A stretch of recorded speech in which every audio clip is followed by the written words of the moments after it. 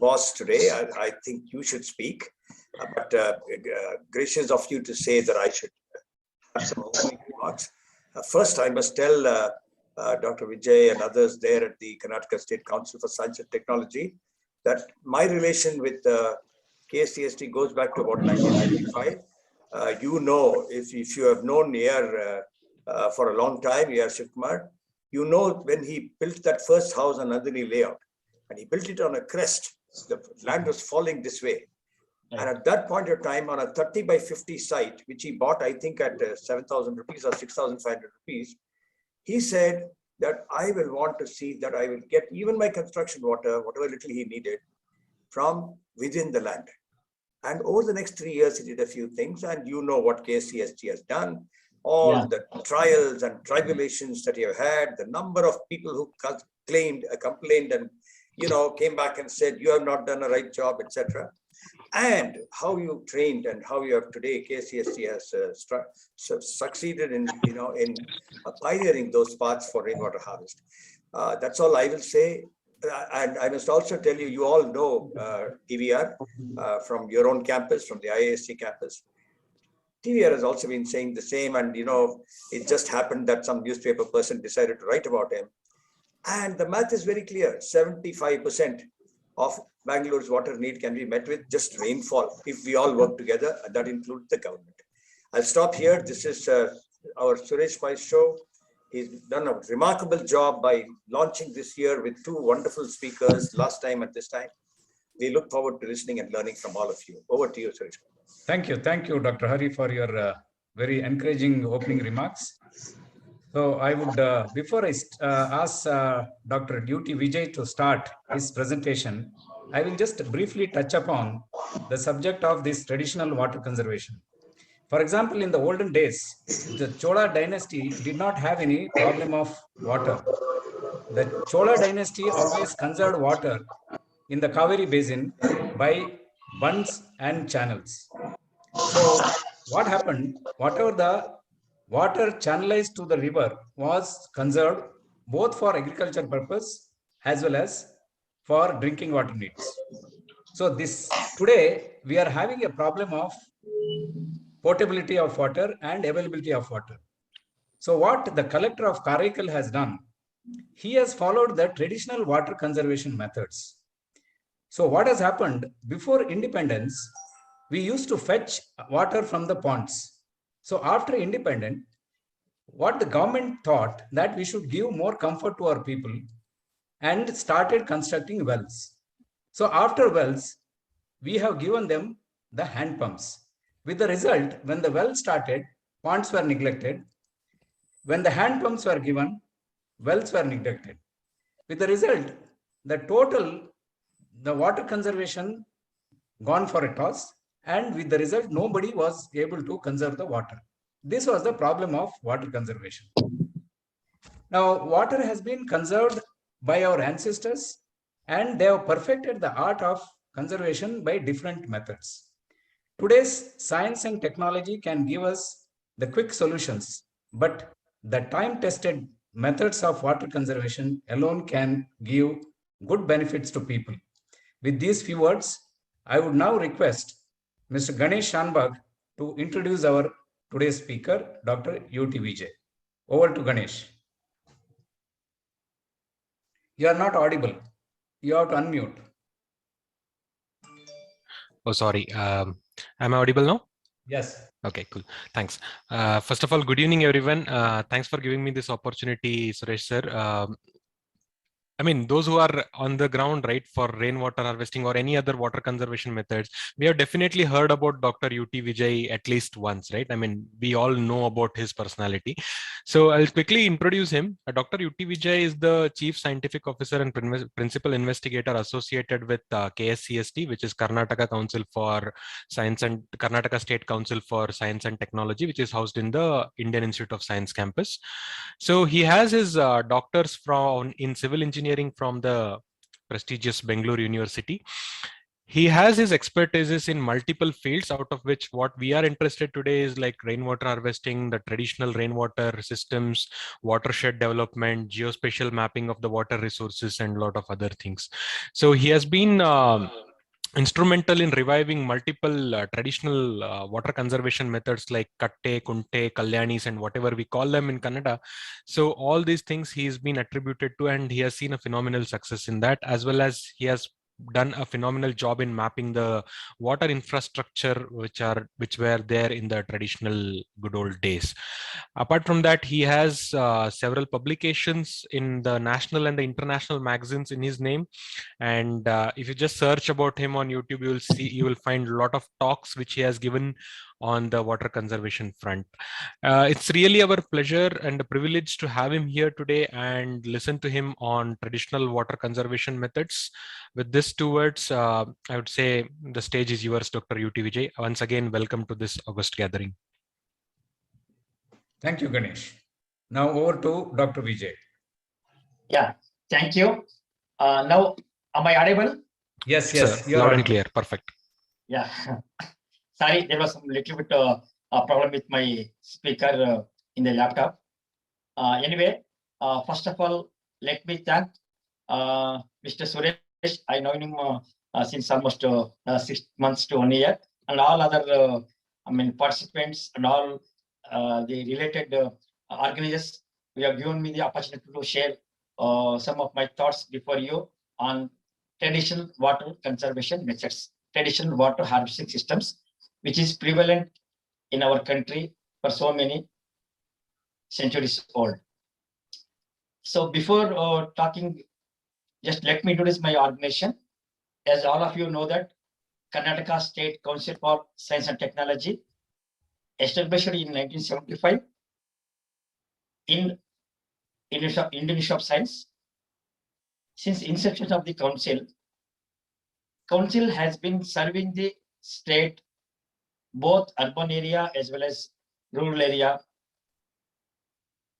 by using science and technology interventions to address the local specific problems of our state, to advise the government, to support the land departments in the state government, and in general public in the area of water, energy, education, health, agriculture, geospatial technology, heritage technologies, and so on.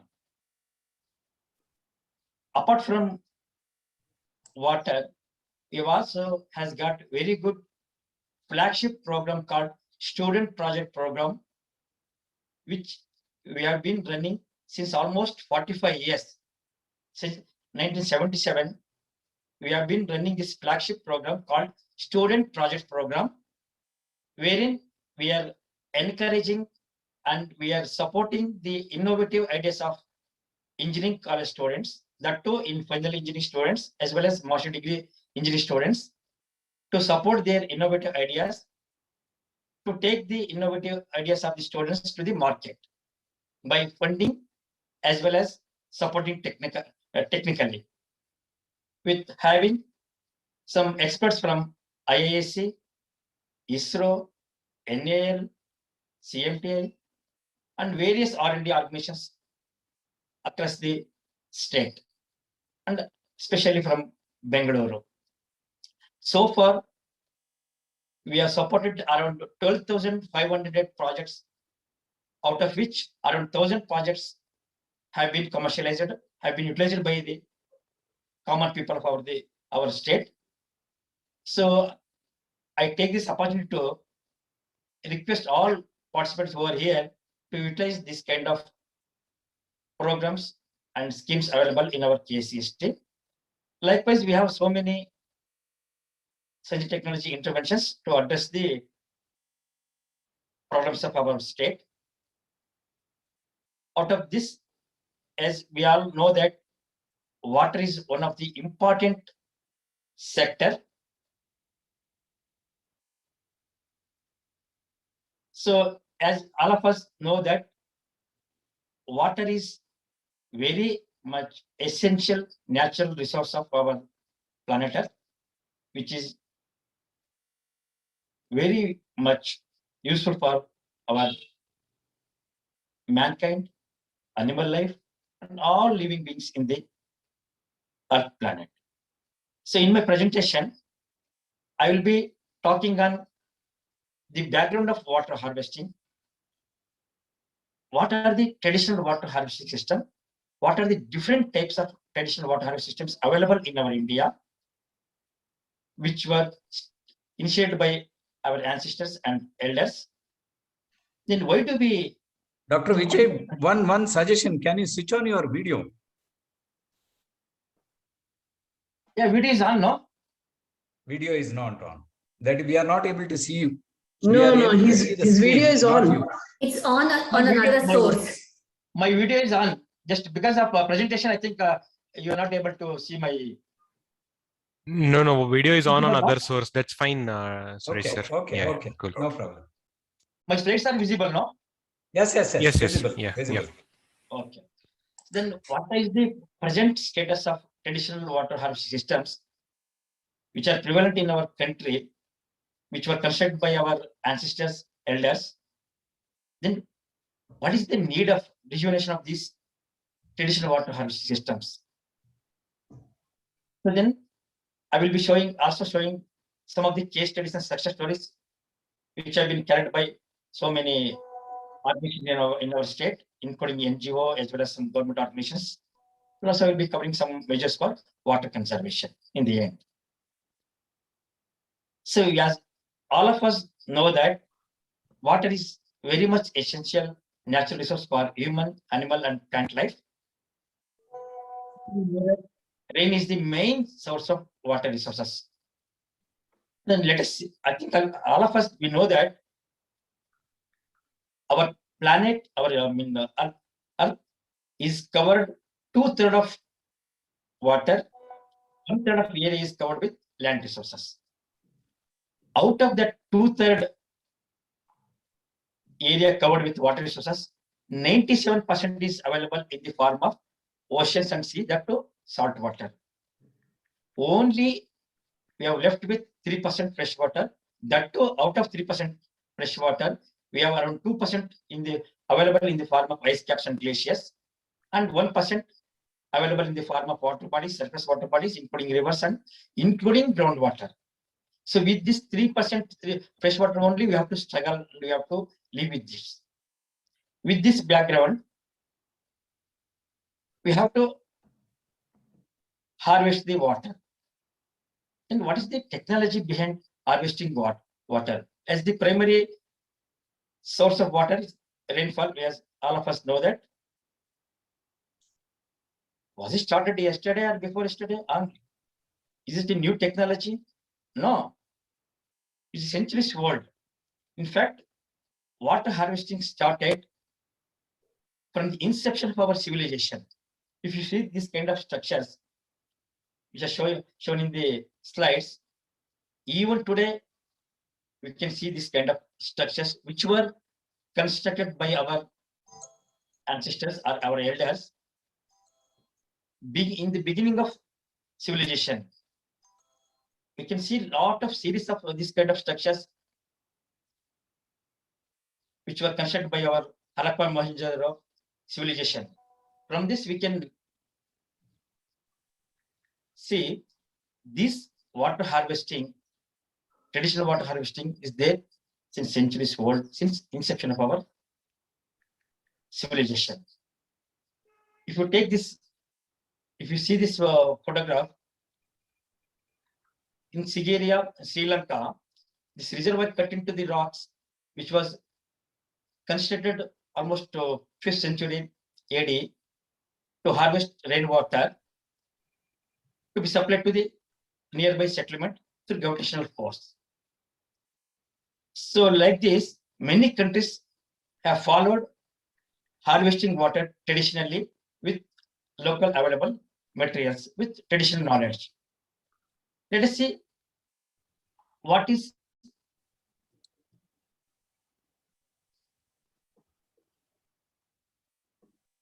What are traditional water harvesting systems? See, basically, traditional water harvesting systems were constructed to store water for domestic, mainly for cattle drinking and irrigation purposes, along with recharging of groundwater. These are environmentally friendly and constructed using locally available materials with traditional knowledge, which are crucial to the overall ecosystem. These were constructed to harvest rainwater even in low rainfall receiving area to meet the requirement of water, which are also constructed as flood control measures. These were also constructed as monuments to showcase the richness of tradition, heritage, architecture, history, and culture of the region, which I will be showing in future slides. And they are all played very important roles in socio-religious and cultural activities of our Indian tradition. As we all know that annual float festivals, Tepotsava, light festivals, Deepotsava, and Kalyanasava is to be taken place in these traditional water harvest systems. The two which were constructed near the temple complex. These are all called by various names in various states and regions of our country, like such as Jinx, Vav, Kalyani, Pushkarani, Bauri, Kund, Talabs, Urnis, Baudi, and so on in different regions and states of our country. See, from this photograph, we can see is widely prevalent in all parts of our country, starting from Kashmir to Kanyakumari, depend upon the rainfall, depend on the site condition, depend upon the user requirement. Our ancestors used to construct this kind of different kinds of traditional water harvesting systems. If you take one by one, just I will be showing.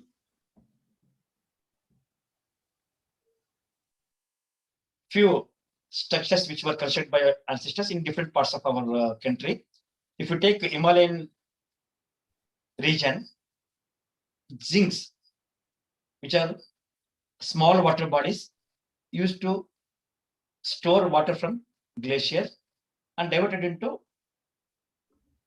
channelize the water for irrigation purpose, called as kul, the school irrigation, which was prevalent in Himalayan region.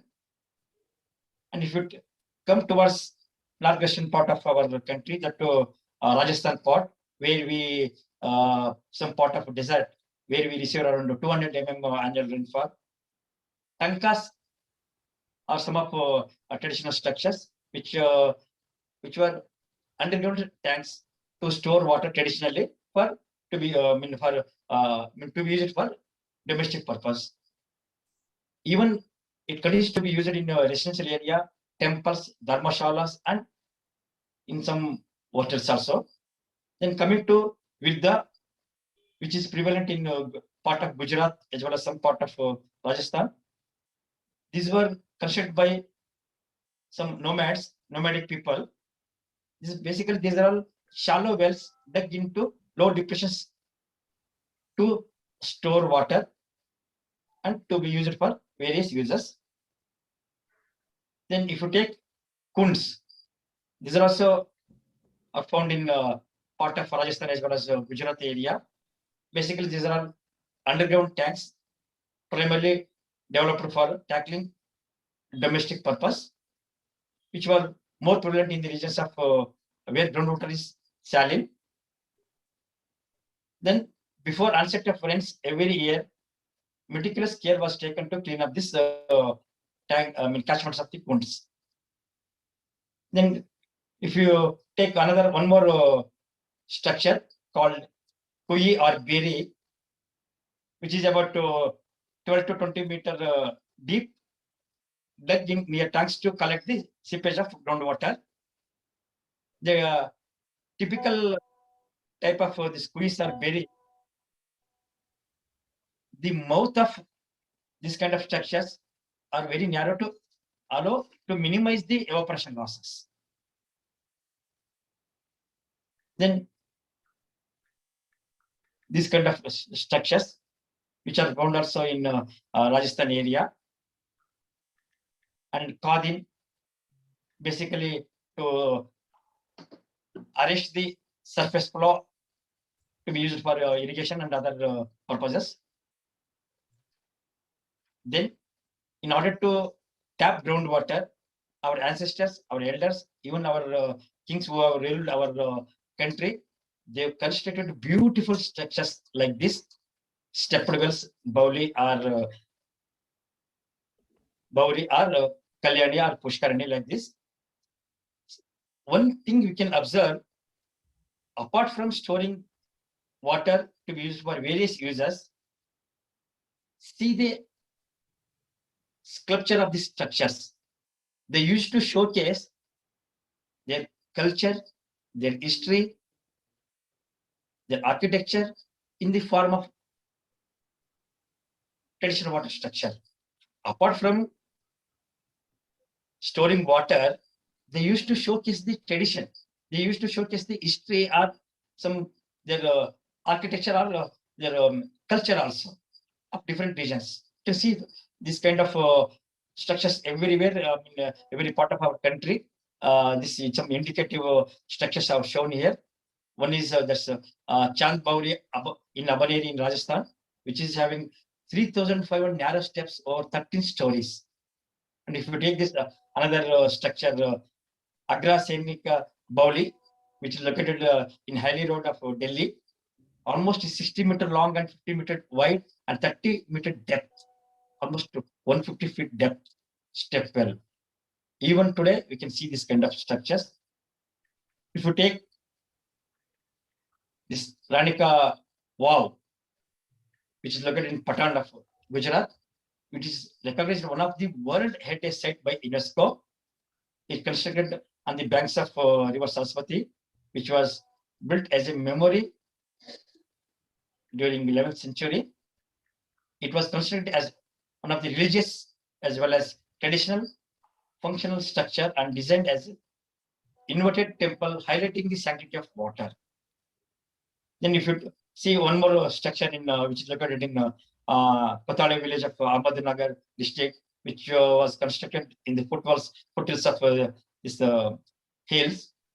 Even today, water is very cold during summer season, that you can actually feel like you're standing in a refrigeration unit.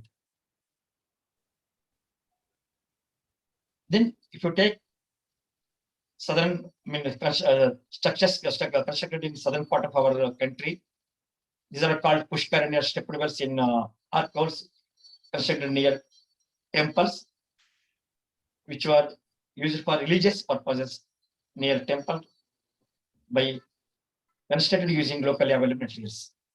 Even if you take this structure called Eri, Urni, or small tank in Tamil Nadu and other parts of our Karnataka as well as Andhra Pradesh. Then coming to our own state, Karnataka, we have around 15,000 traditional water harvest structures. Almost each and every village will be having one or other type of traditional structure, which were constructed by our ancestors. That too, we have 4 or 5 kind of major kind of structures in our state. There's Kalyani, Pushkarani, or stepped well, which are constructed near our temples. Then Kunte, Gokatte, Katte, Kere, and so on. Especially these 5 kinds of structures are very much prevalent in our state.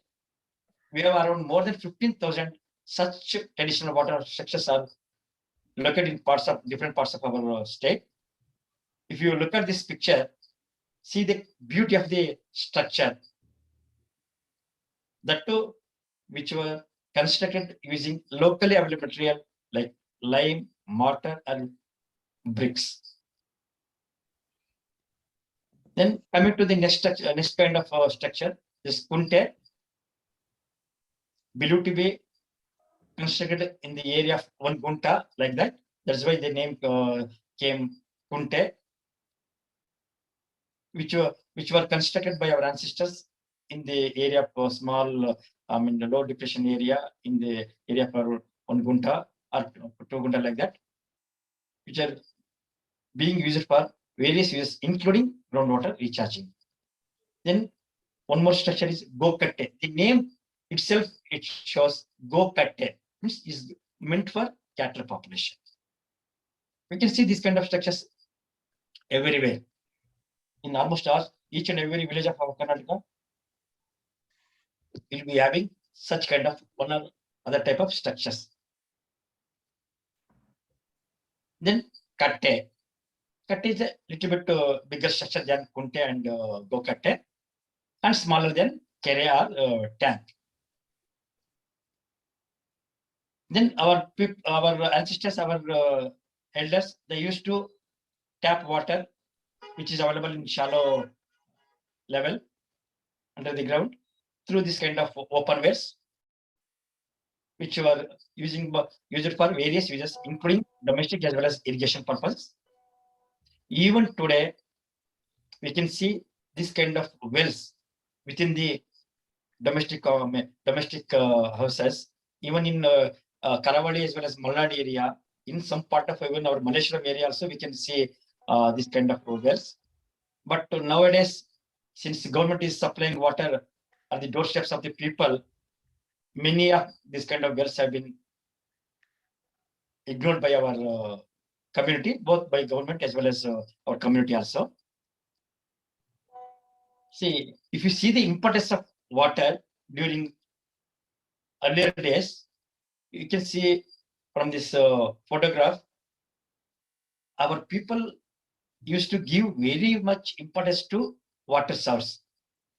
When they used to assemble, they used to share a lot of knowledge, lot of discussion, and they collect water. I think you might have heard in Kannada, there is a proverb called "Urige bandolu, neerige bardirtala" anta.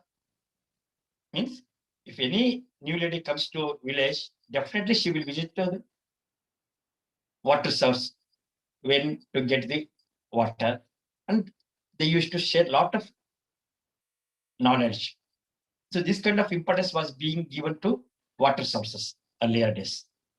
Even if you see this, one of the Kalyani, which is the lighted with lamps and all, especially after the harvesting of crops, people used to gather near this traditional water source, and they used to perform lot of socio as well as religious activities like Tepotsava, Deepotsava, Kartikotsava, Kalyanosava, kind of thing.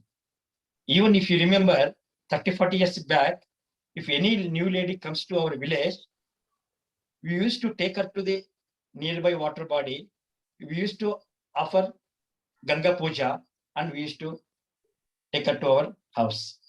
But present, what is the situation?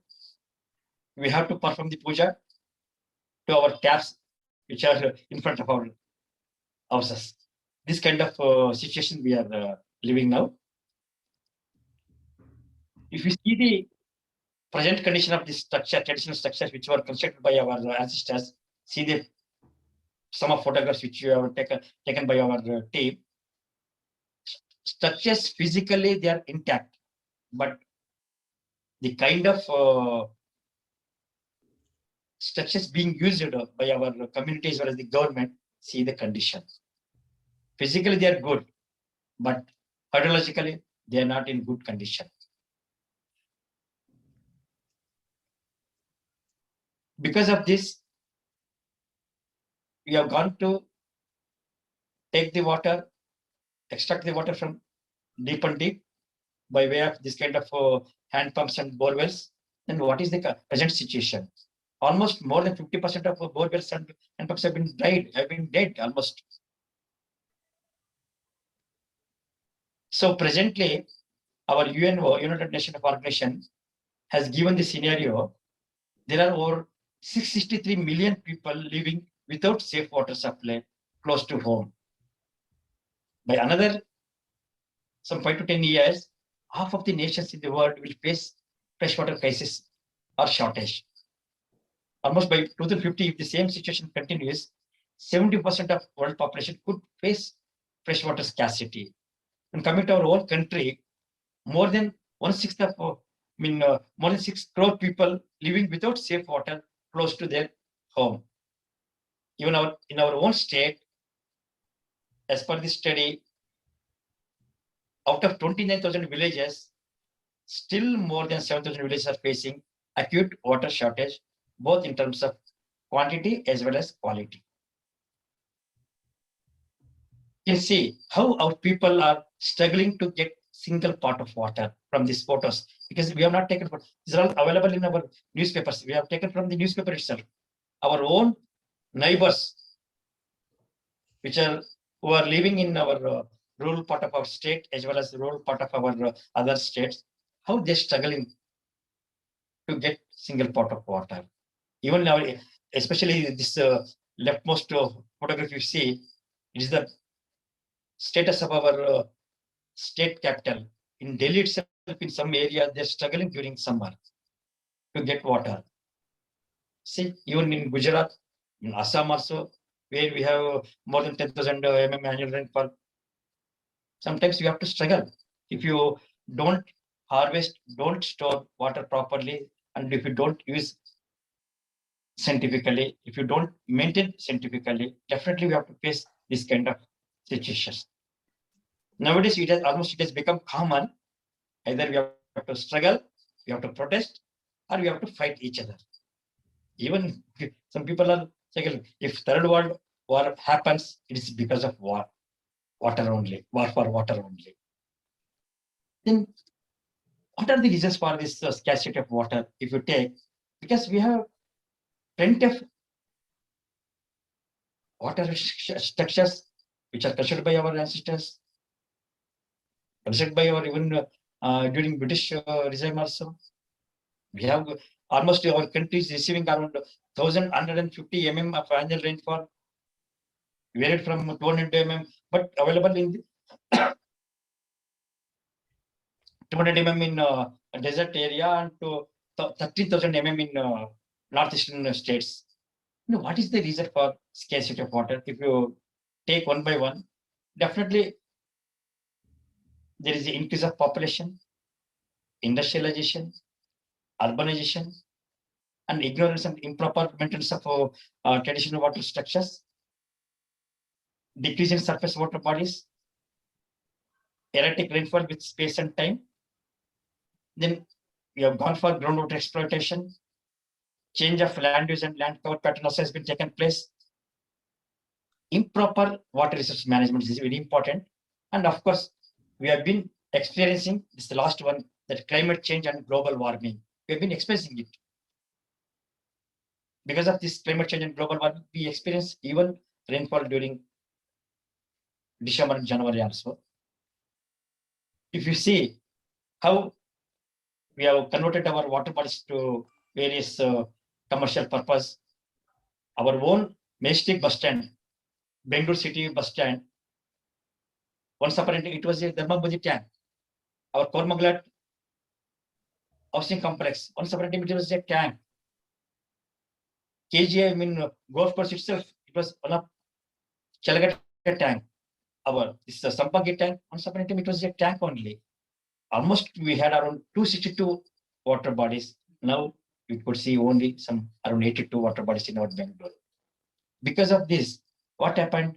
Either we see floods during rainfall because we don't have what place to store the water or place to conserve the water, place to allow the water to for groundwater recharging also. Either we have to see this kind of struggling for water. Either we see drought as well as floods during rainy season. Then what are the solutions? For every problem, definitely there will be solution. As all of us know that rainwater harvesting is one of the solution, because we have very potential of rainwater. Rain to meet water demand is very much tremendous. Even if you receive 100 to 200 mm, definitely if you harvest properly, manage it scientifically, definitely we can suffice with our present requirements, even if it is a 200 mm annual rainfall also, if you properly harvest it. Definitely, whatever traditional water harvesting systems which are constructed by our ancestors, if you rejuvenate these water bodies with minimal cost and with minimum information by our community as well as by our government, definitely we can store more water, both surface water as well as we can increase the level of groundwater also. If you properly maintain the surface water bodies, definitely we can have more storage area. And if you start treating the wastewater which is coming out of our both domestic, non-domestic industries, if you recycle it and reuse it, definitely we can meet some of the requirement. And we should definitely allow recharging of groundwater aquifers, and we should manage the water resources presently available scientifically in order to store more water, allow the groundwater recharging, which can be used for future use.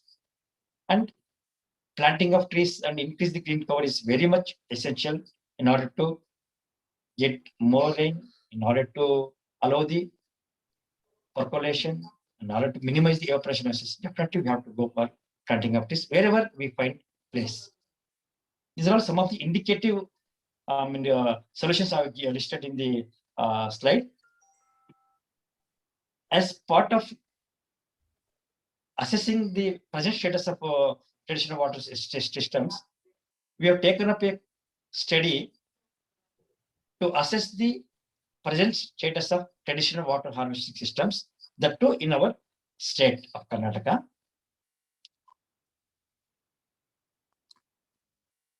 Because at present, most of these traditional water structures are in depleted condition and became dry, resulting into decline in their potentials.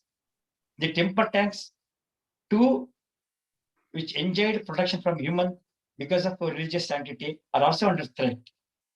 And most of the structures have been used as dumping gas. It's been ignored by our community as well as our government also. In order to assess the physical, hydrological status, and also in order to give scientific measures, we have taken up detailed study. We have visited almost each and every gram panchayat of our state, and we have assessed scientifically, and we prepared technical reports and given to the concerned district administration as well as rural development department of state government of Karnataka. So there, in this during our study, we have assessed the geographical location of traditional systems, where they are located, and administrative jurisdiction, and over the custodians of the structure, the status of usage. Then if it is not under use, what is the reason for disuse? Its catchment area, its source, whether it is from surface as well as the groundwater seepage. Then we have assessed the water storage capacity. What are the materials used for construction? Then drainage network, catchment area as well as inlet of the each and every structure. Then status of silt and geology and geomorphology of the structure, land cover of the structure, whether it is in the agricultural land or forest land kind of thing. And topography areas has been studied very scientifically, its slope and aspect and altitude. Then data of soil, its groundwater level, as well as the rainfall and climate condition of the area. And some structures we have also, wherever water available, we have also tested the quality of water, which can be used for various uses, including domestic as well as irrigation purpose. So we have collected around 25 parameters to 30 parameters for each and every structure, which is not available in any government department or the custodians of these structures. We have created database, both spatial and non-spatial. We have created in GIS environment, geographic system environment. If we click up on any structure, it will give the present status of the photographs, and it will give the different data parameters of the structure, starting from its physical condition to storage capacity, as well as its geology, geomorphology, soil, and so on, and its groundwater conditions also. by integrating all the thematic layers, its slope, soil, geology, geomorphology, and its drainage condition and all, we have integrated and assessed the status of physical as well as the hydrological status of the structure, and analyzed and given scientific measures for regeneration of these kind of structures. As part of our study, we have assessed around 13,500 structures such as Kalyani, Kunte, Gokatte, Katte, etc. This four major structures using geospatial technology. We have mapped everything, each and every structure. We have its geographic location, so its latitude and longitude, and district-wise, taluk-wise, gram panchayat-wise. We have prepared the reports, scientific reports, and we have submitted to the concerned district administration, Jilla Panchayat, Gram Panchayat, Taluk Panchayat, even including Rural Development Panchayat Department, who are the custodians of these structures. Fortunately, since almost 6 months to 1 year, rejuvenation of some of these structures, majority of these structures has been taken up under Jalamrita, MG Narega, Jalashakti Abhiyan, which is recently called by our beloved Prime Minister of our India, Jalashakti Abhiyan, catch the rain. Wherever it falls, just catch the rain and store the rain. Jalashakti Abhiyan. And also, we are creating a lot of awareness on importance of this rejuvenation of this traditional water system, because we need to spend only few thousands of rupees. Otherwise, if you go on constructing, you have to spend more than crores of rupees for each and every structure. But if you spend some thousands of lakhs of rupees, definitely you can store more water, which can be used for various uses. So this is the list of district-wise structures, number of Kalyani, number of Kunte, number of Bokatte, Katte, and its capacity also we have given. Around 13,500 structures we have assessed, and we have given the scientific report to the concerned department for taking up rejuvenation works. Just I'm showing you here some few photographs of some structures which have been assessed by our team. This is one of the Kalyani in Gudekote. See the structure. If you want to construct this kind of structure, definitely you need to spend more than 1 crore. But if you spend around 50,000 rupees, you can rejuvenate this kind of this Kalyani. See the condition. The physical condition is very much intact, but only thing is, see the status of silt, status of this kind of bush and all. If you clean it, if you desilt it, if you rejuvenate this water body, definitely you can have more water, which can be used for various uses, including water recharging. See the beauty of the structure. Even in this kind of Kalyani, you can see even well and well. You can see small kind of well also in the Kalyani to ensure even availability of water even during summer season also. That kind of knowledge our ancestors had in their mind. See this Kalyani, just located in the Bangalore area of our Bangalore city.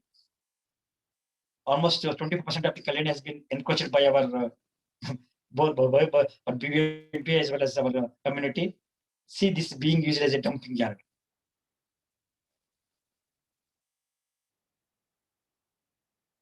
Hello? Hello? Yes, doctor. So we lost your presentation. Yeah, because battery has been lost. Sorry. Just a minute. Yeah. Because since morning there is no power in our locality, and also UPS as well as battery has been drained out. No problem, doctor. Fine. You can perhaps, just talk actually. Yeah, you perhaps can perhaps talk. Sorry for inconvenience. So like this, we have assessed around 30,500 structures, and we have given scientific reports to concerned custodians of these structures like Gram Panchayat, Taluk Panchayat, and Jilla Panchayat. Now, majority of these structures have been taken up by our government under various programs. But I wanted to show some of the case studies. But sorry, because of some power problem, I could not show the photographs. Anyway, Now government has taken up awareness of, taken up the rejuvenation of these water bodies. Now it is under rejuvenation.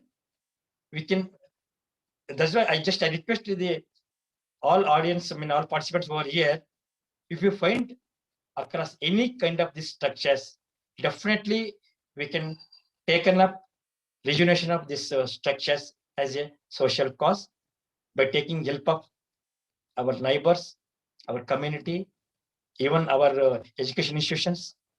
We can rejuvenate these water bodies to bring back the glory of tradition of our these traditional water structures, which are constructed with good intention by our ancestors. Dr. Vijay, I have one question over here, Ganesh, this side. Yeah. I mean, having known you for multiple years now, I mean, heard about you and read through multiple articles. So just a question. So this Bangalore city, right, has already lost 80% of its traditional rainwater harvesting bodies like lakes, katte, kunte, whatever we had. And because of the massive urbanization, we have already destroyed these kind of structures. So what do you suggest for a like fast growing city like Bangalore? Like what best can be done? No, best thing is just to give you one example, right? This South Space Arena, earlier it was known as Solukere, right? And nice mall was built on top of it. And half of the water comes on the outer ring road whenever it rains. Not half, a complete rainwater comes over the outer ring road. So how do you want Bangaloreans to address these kind of problems? No, definitely. Instead of depending on the Kaveri water, because Bangalore is receiving around 900 mm rainfall, 900 to 1000 mm rainfall annually.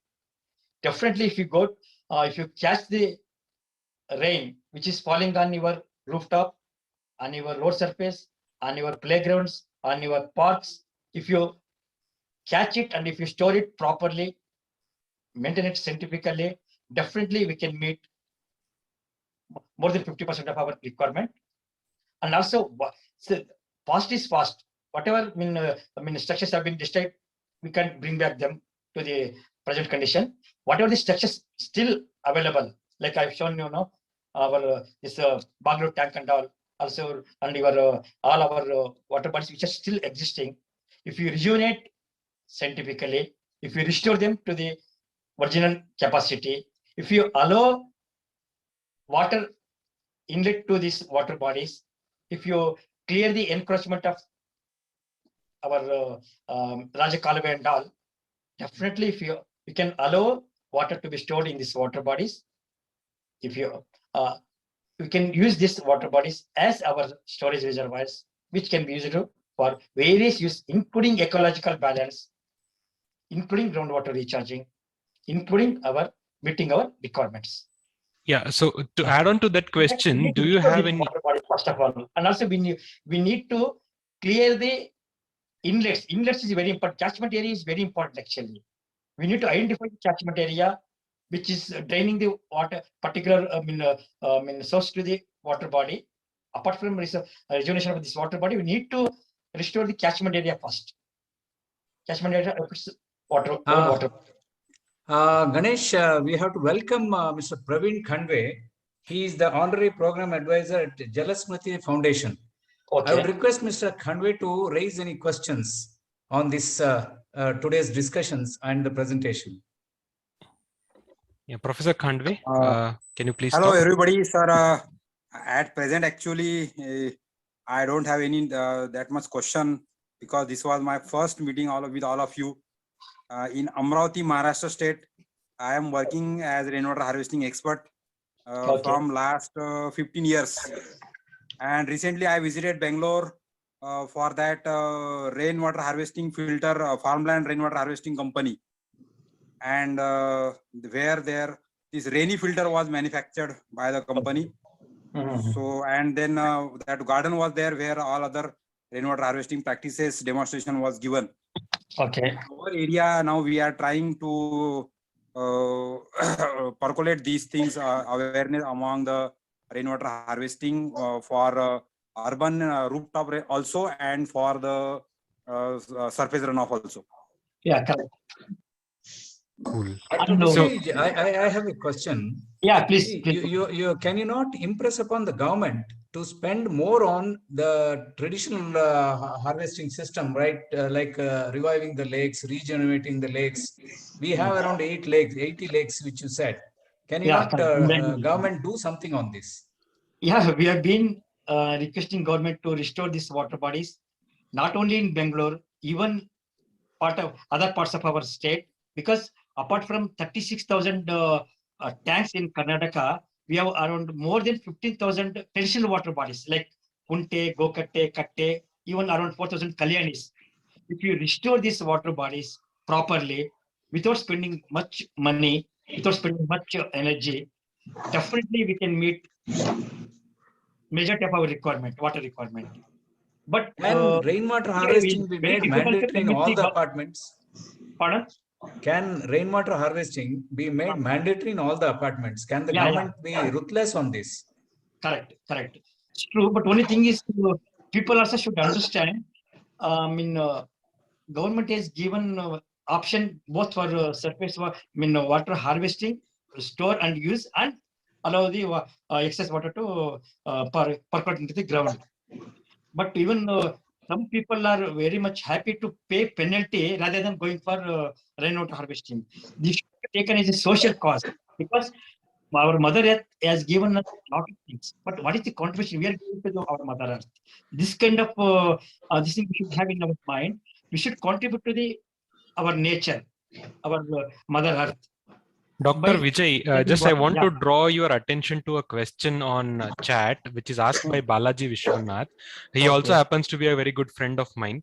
So urbanization has led to apartment complexes in Bangalore. So does the present guidelines for RWH is sufficient for apartments to be self-sufficient? So this is the precise question what he asked. No, in fact, our IAC, our TV Ramchandra, my former colleague Shiv Kumar, we have all assessed it. Definitely, if you make it mandatory, if you go as per our act of our BWSSP, if you start restoring water, harvested water, both in terms of complex and rooftop rainwater harvesting, even surface water harvesting, definitely it will suffice most requirement of our water needs. So if I'm not wrong, KSCST is also a stakeholder in making such laws along with BWSSB. Am I right? And definitely we have been playing major role actually, because and also for people of Bangalore to create awareness on rainwater harvesting, different types of rainwater harvesting.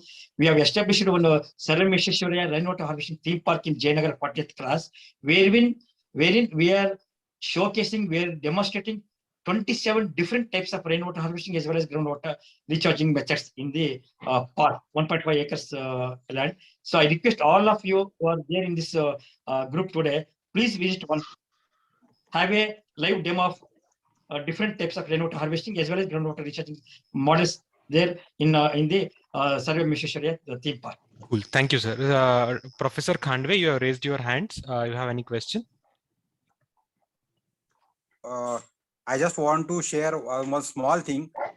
In Amravati, what we have did is we have given one letter from the our local NGOs, and in Amravati Corporation we have made it mandatory to every building permissions that they have two options. Either they have to construct the rainwater harvesting, rooftop rainwater harvesting at their own cost in their building, or they have to deposit rupees 10,000 as a charges for rainwater harvesting services to the AMC. And after construction of the building, if they provide the rainwater harvesting system which is technically correct, then that 10,000 rupees can be taken back, or otherwise Amravati Corporation will provide that rainwater harvesting to that building by utilizing that 10,000 rupees. So that initiative in our corporation was taken. Thank you for the information, Professor Khandwe. Yeah. I see that our senior Rotarian BK Prasad sir has also raised his hand. And what best can be to hear from Prasad sir, who is also a Bangalore chair for India Plumbing Association. Over to you, Prasad sir. A very good evening. See, there is a silver lining now because the Ministry of Housing and Urban Affairs have started Atal Mission 2. It is nothing but, rejuvenation and urban transformation of water bodies, basically. And Indian Plumbing Association is a part of the mission now. And the government of India is planning to select 100 startups in water conservation and in such projects. So we will be very glad if everybody can get involved. They are providing 20 lakh rupees to every startup, giving anything. You know, for example, minimizing the total cost in the rainwater harvesting, such things, or even how to save water in apartments, anything. So we will be circulating this circular, what they have issued to Indian Plumbing Association, to all our friends here. Of course, we can be a part of this, and if we can find anybody who can give very good ideas, they will win prizes, as well as their projects can be considered on all India basis. So yes, Okay. even government is thinking. We had already 2 meetings with Mrs. Tara, who is the Undersecretary, Ministry of Housing and Urban Affairs, New Delhi. So a lot of things are being thought over, sir, on this subject. Yeah, thank you. I have to welcome Dr. Raj Rajaram from Chicago, and would like to have his views on the traditional water harvesting systems. Dr. Raj Thank you so Rajaram. much. I was involved in a rainwater harvesting project in near Thoothukudi. Battery, please charge. There, by getting the local people to collect their own resources for about $2,000. Battery, please charge. The panchayat to match it by another 2,000.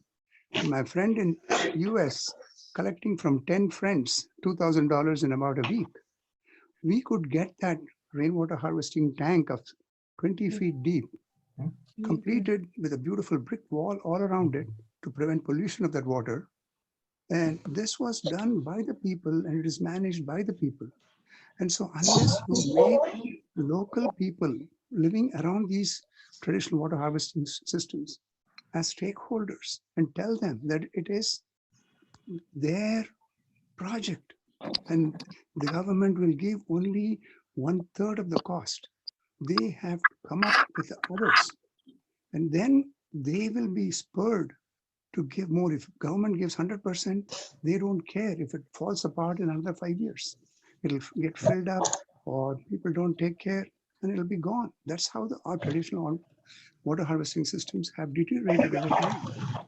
So we have to get to this. If people will not listen nicely, Amravati example of putting a deposit, that's exactly what we do here in the US.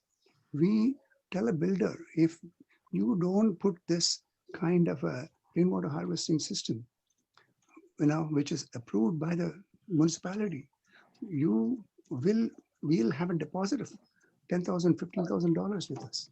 And if this is not done, we will do it and we will take from that. If you do it, we can return it. So this kind of economic, incentive or punishment, whatever we call it, has to be done for people and builders to implement this at each and every building in our country. And municipalities have responsibility to ensure that it is done. And for rural systems, the people have to be empowered and told that it is their project and they have to come up with some of the money, sweat equity, or money plus, their local operation and maintenance training we have to give them so they are restored and we don't have to revisit this again in another 50 to 100 years. Thank you. Great thought, Dr. Raj Rajaram. So, I mean, Ganesh, can I come in? Basically, see, BWSSP is, making every householder pay through their nose by putting fines on them, but they are not bothered. They are paying fines. You see that if you see your water bill there, you are paying fine for not having a rainwater harvesting system. That is one. Second is almost 40% of the houses in Karnataka are in Bangalore are less than 30-40 sites. Where will they find a place to have a rainwater system? That's a very big problem. Where will they find a place? But they can easily find a place for a rainy filter, right? Which is very No. small. Where, forget about rainy filter. Where will they store the water? In 30-40, there are 3 houses. In 30, Prasad, So- we can take it all to the groundwater recharge. Exactly. We Yeah, can yeah. put See, rainwater.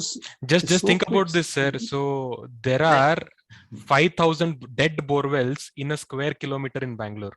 Okay, dead borewell is like a blank check. Just put the water; it will directly go in. I do understand, but where will the house owners can bring the water to the doorstep? You know, the BWS has to take it. Okay, we will do one thing. We will Yeah. work with such kind of people who have these kind of problems Yes, and let them come to the WOW platform. We will provide them solutions. this And is a very Prasad, big one more- problem. Yes. One more comment, Prasad. Yeah. If these people are willing to pay the fines, double the fines, triple the fines, make it hard economically, bite them. Because if you don't do it, they think they have no social responsibility. Their money can talk. Money does not talk in a democracy, should not talk. Yep. Yeah, I just want to make another point over here. The point what Dr. Raj brought in, right? Make the local people stakeholder in this movement. So that is really apt. I think Dr. Vijay will also agree to this particular point. So Yeah. at this point, right, I want to introduce one more researcher whom we have here. Dr. Indrani Pal joins us from the Columbia University. She is also a researcher in the water field, and you know, right? Two people working on water resources, when they talk, it will be more about the precise points on the water conservation. Dr. Indrani Pal, do you want to make any comments on whatever Dr. Vijay spoke today? Good morning to you. Yeah, sure. Good morning. Thanks very much, Ganesh. And thank you, Dr. Vijay, for the wonderful presentation. It was fantastic. It was wonderful to see, someone who has been researching on the ancient practices and the history and culture that is so much and aligned with water solutions that we are seeking for. So I was wondering, and I sent a note to Ganesh already. We have been discussing, in private chat. I was looking for some of the documents and, paper or white paper that you probably have written that we could cite or reference or, read. Where could we find the, best documented resources that you have been referring to? Dr. Vijay? Yeah, whatever the study report which has been prepared by KSST, so some important points which has been uploaded in our website. You can find some documents from our website. And also, if you write to us, as part of Karnataka is concerned, definitely we have district-wise, taluka-wise, and panchayat-wise reports also, which can be shared based on the request. What are documents prepared by KSST? Fantastic. Thank you very much. Thank you very much. We will touch base with you later on. Thank you. Yeah, sure. We can share our reports with you, scientific reports which is prepared by our KSST. Sure, sounds great. Thank you. Gracious of you, Dr. Vijay. Thanks on that. I mean, I was discussing with Dr. Indrani on this.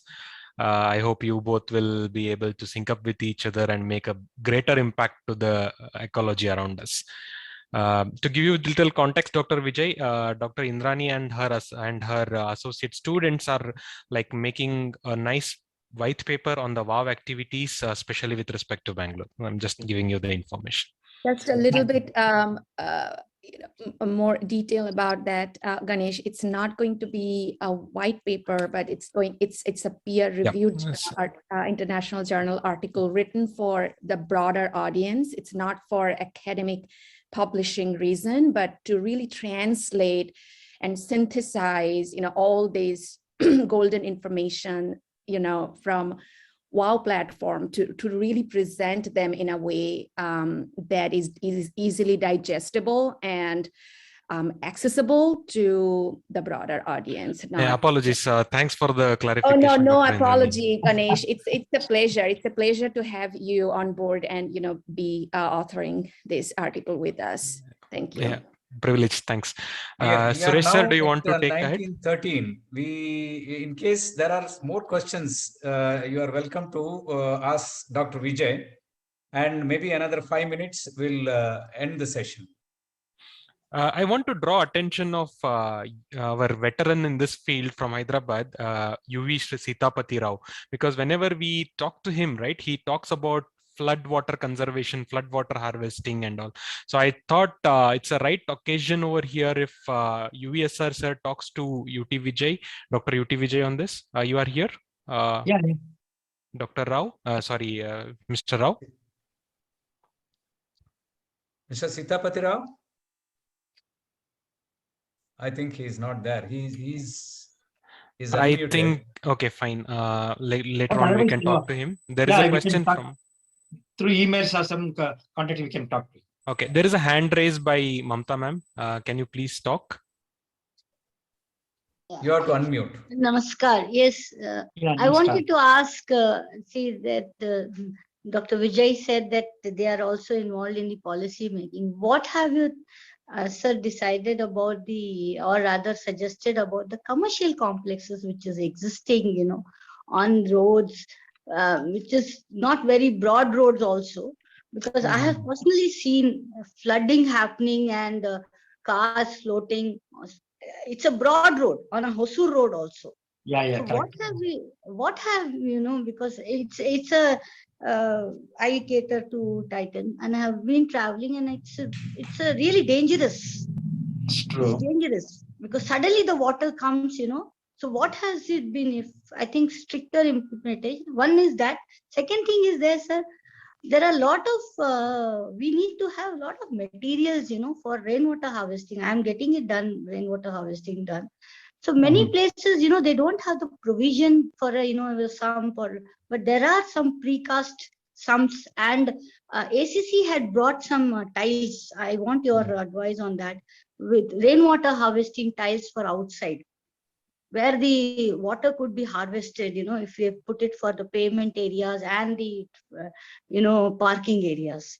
So I would like to know whether you're, working on some materials also like that. It will be very useful, especially for Yeah. small houses.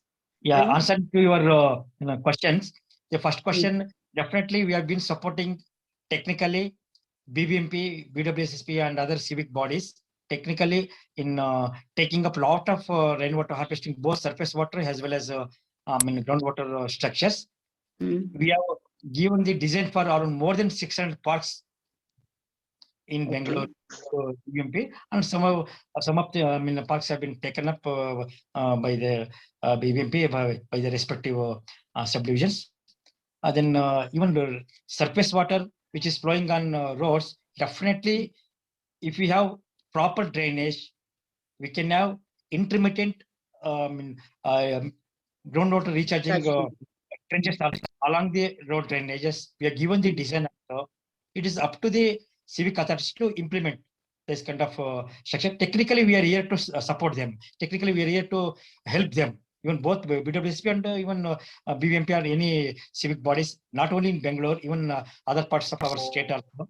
And also, we have been supporting Directorate of Municipal Administration or the custodians of all urban civic bodies in our state. We are supporting them technically.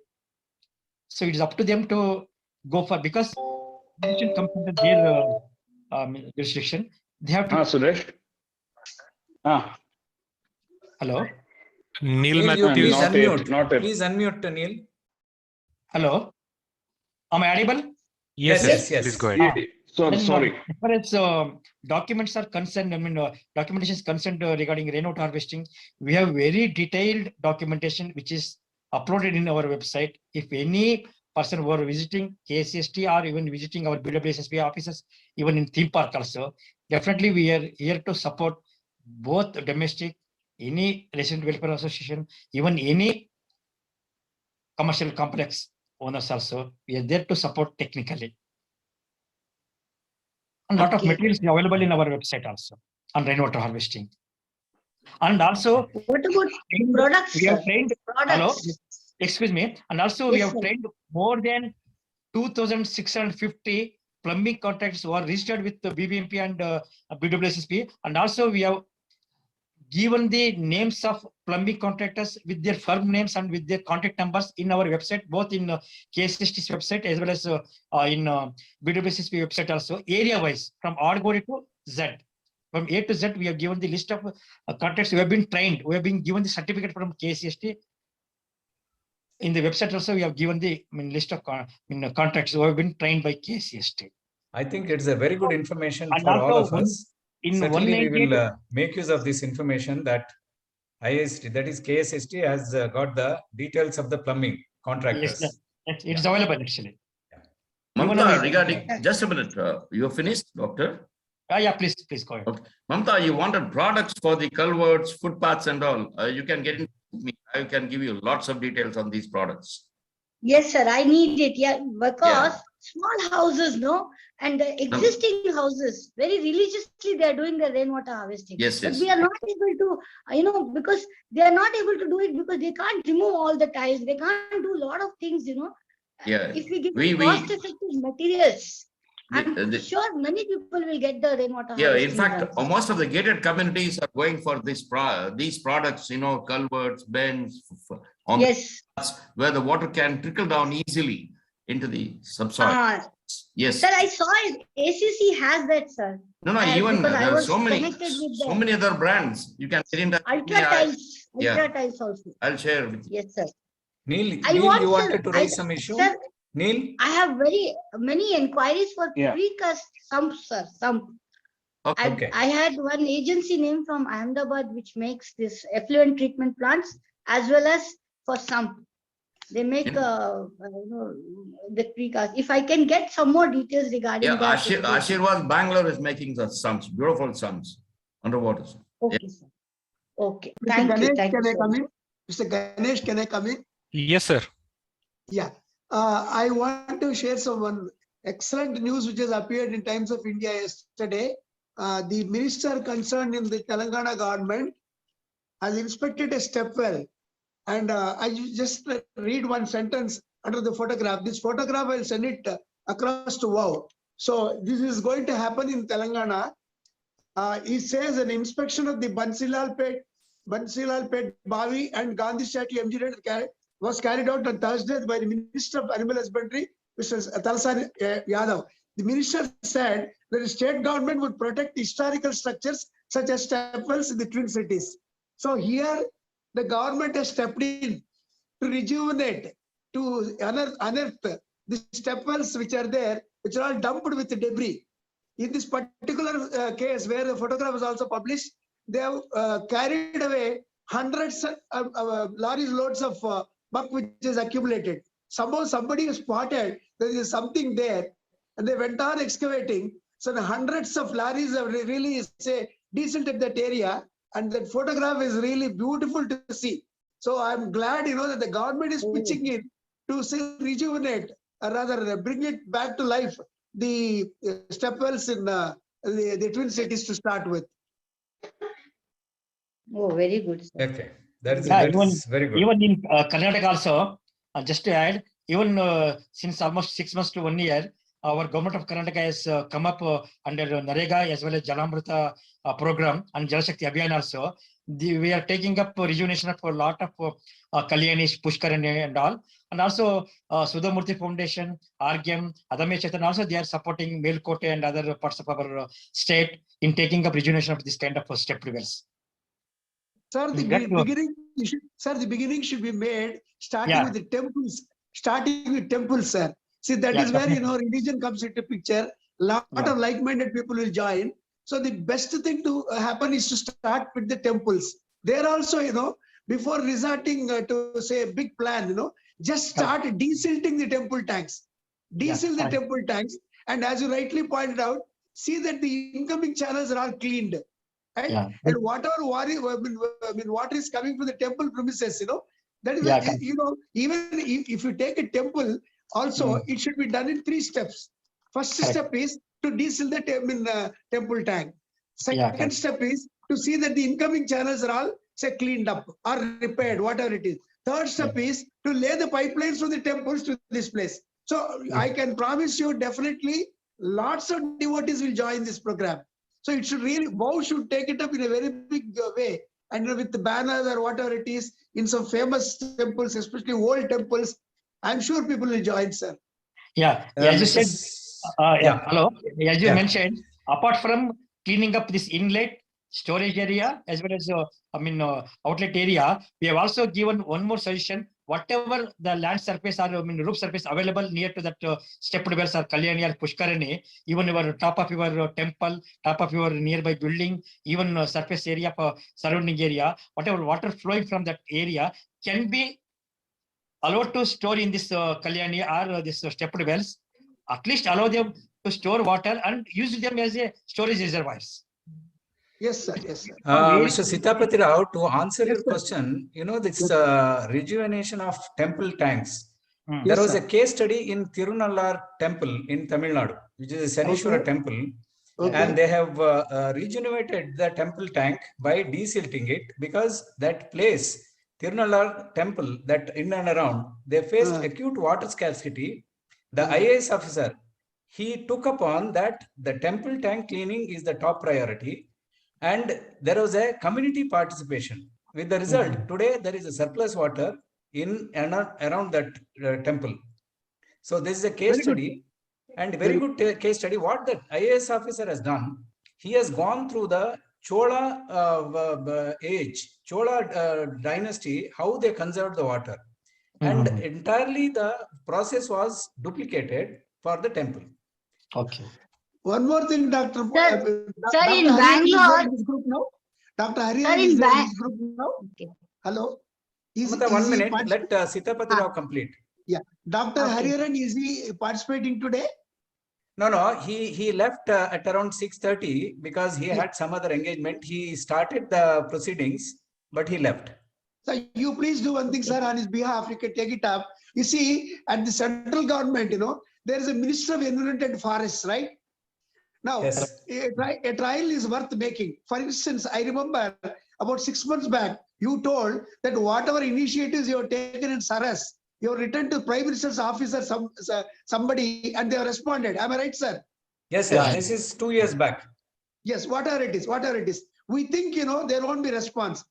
I feel it's time that we have a ministry for traditional rainwater harvesting systems and rainwater harvesting exclusively, or at least under the Ministry of Environmental Forest, a separate wing, concentrating purely on the temple tanks and the traditional rainwater harvesting structures. So a chair can be created under the Ministry of Environment and Forest for this particular case. First of all, I think the doctor who has spoken today is a tremendous, the way in which, looks like he has visited 33,000 structures. I don't know. Even if he has not visited, the way in which the matter information is gathered is really fantastic. Now, first of all, the beginning of the whole story is to capture such data. It should happen at the level of the government level, at various levels. So I think, how should write to the Ministry of Environmental Forest to have a separate chair under them, separately with experts, who can deal with this surface water harvesting, especially with respect to rejuvenating the traditional rainwater harvesting systems and temple tanks. Yeah, for your kind information, we have physically visited all these structures which we have listed in our study, or 30,500 structures. We have, apart from physical as well as hydrological parameters, we have geographic coordinates of all these structures. Hats off to you, sir. Hats off to you, sir. You've done a My great job. God. Sir, what I was telling is in Bangalore, in Vasantpura, next to Sai Baba temple, I think probably it has been done through you or through Infosys. They have already rejuvenated, Kalyani there. Correct. Just next to the Sai Baba temple in Vasantpura on, the south of Bangalore. Yeah, correct. It has already been started. Rejuvenation of Kalyanis have already started. Even Alsur Thank you. also, Bangalore, even Malaysia also, we have given a lot of measures for rejuvenation. Even Ranganath Temple, Magli Road, if I'm not wrong. Yeah, I read somewhere. Yeah, Yes, it is there in I read our. somewhere. Yeah, we have given that. Yes. Sir, for information, many of you may be knowing, Mr. Pai must be certainly knowing, during Jayalalitha's period, the Kapaleswara temple tank he is flush with rainwater from the nearby the metro railway station and other places. Even I don't today it know the is condition surplus of today. water. Even today, I don't know the condition Kapalishwar of the, temple is surplus. It is Yes, not dried up in the last couple of years. exactly. Even exactly. in Chennai, one Mailapura tank, which was encroached by a lot of shopkeepers there. So it was cleared and it was, rejuvenated to this maximum capacity. Now it has been serving the locality, Mailapura tank in Chennai. Yes. Correct, sir. That is the Yeah. Kapaleshwar temple, they call it. Kapaleshwar temple. Yes, yes. Right. So, Neil, we are coming to the end. Neil, you had a question to Dr. Vijay, right? You had No, raised your actually, hand. what I want to tell you was even in small apartments and small houses, their compound wall can be converted into rainwater storage. See, basically, we are so obsessed to make the compound walls, and compound walls are also good oleum.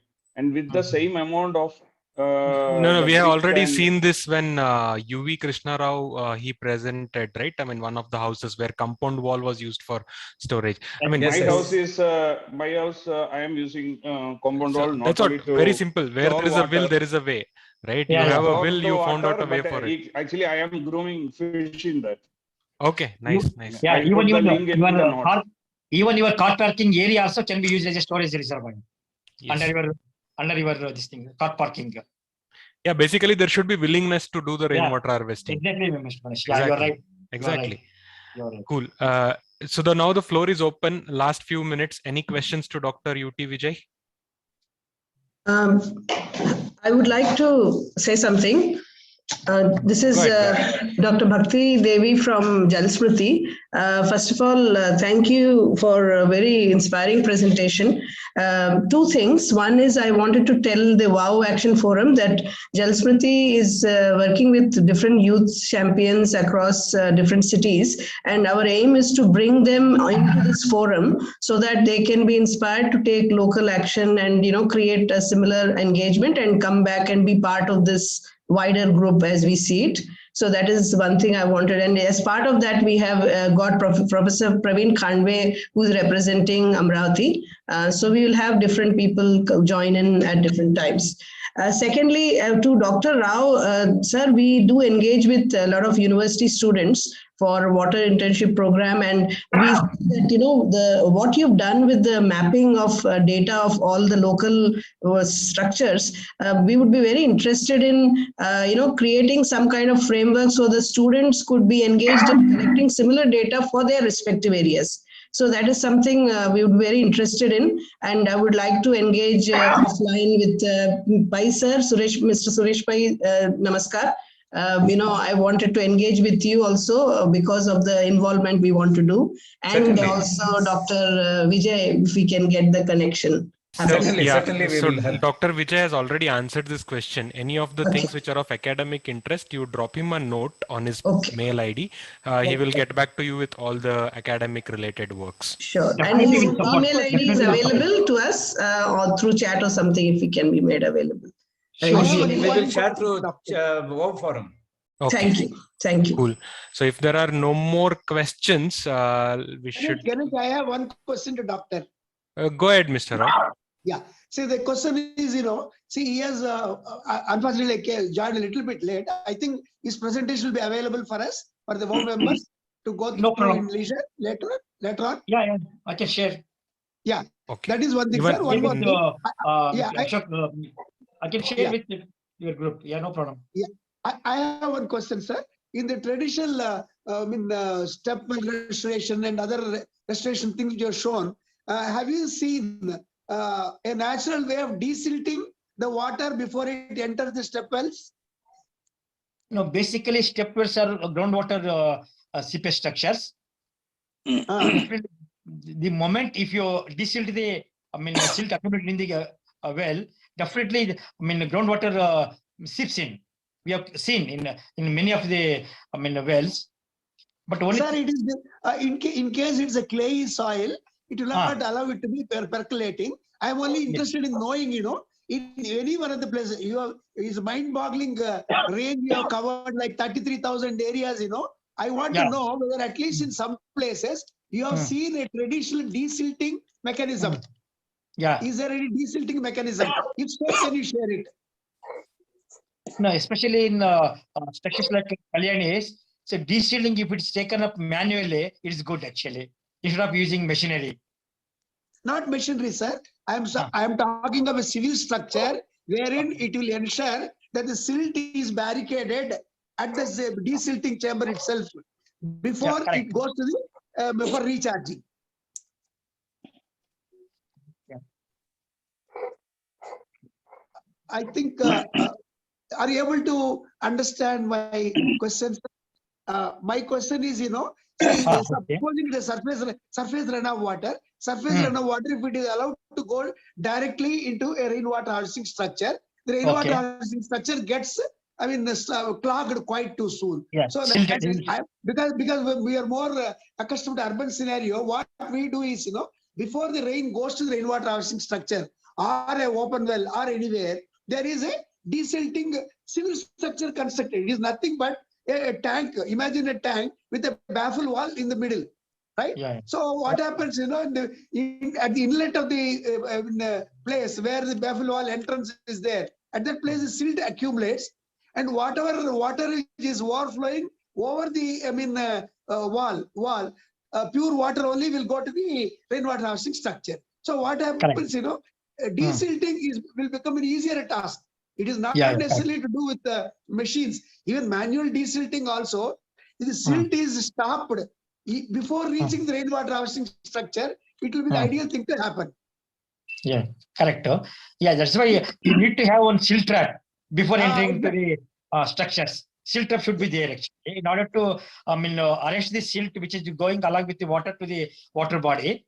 If you have this kind of filtration system or silt traps, definitely you will have more clean water in water, and also the amount of silt also will be less. And also, I believe this has to be taken on a case-by-case basis. Like it is not a generic solution is available for anything. And also depend upon the source of water. Exactly. Whether it's from surface water or is it from groundwater recharging, groundwater seepage. Is there any traditional silt trap which you come across, sir? That's what I want to know. Yeah, around 15 to 20% structures we could come across this kind of problem actually. Acha. Can you please send a photograph across to WOW, sir? Sure. Thank you. Okay, cool. It was really a great and enlightening session, Dr. UT Vijay. Thanks for your time. We ran little over the time because the enthusiasm of the participants over here. I believe this has opened the eyes of a lot of people who are here or who will be listening to this recording at later point in time. Really grateful to you, Dr. Vijay, for making yourself available for this gathering. Thanks from all of us over here. Over to you, Suresh sir, if you want to conclude this meeting. No, thanks. Thanks a lot for a wonderful presentation. The complex system of traditional water conservation has been presented so simply, and we came to know through the presentation various methods and different places, whether it is Rajasthan or different parts of Karnataka, all with the picture as if it is our presentation. We have been physically present. That is the feeling which I at least got, and many of us, I am sure you will agree with me. And it was a wonderful presentation, wonderful talk, very lively discussion. Thanks a lot, Dr.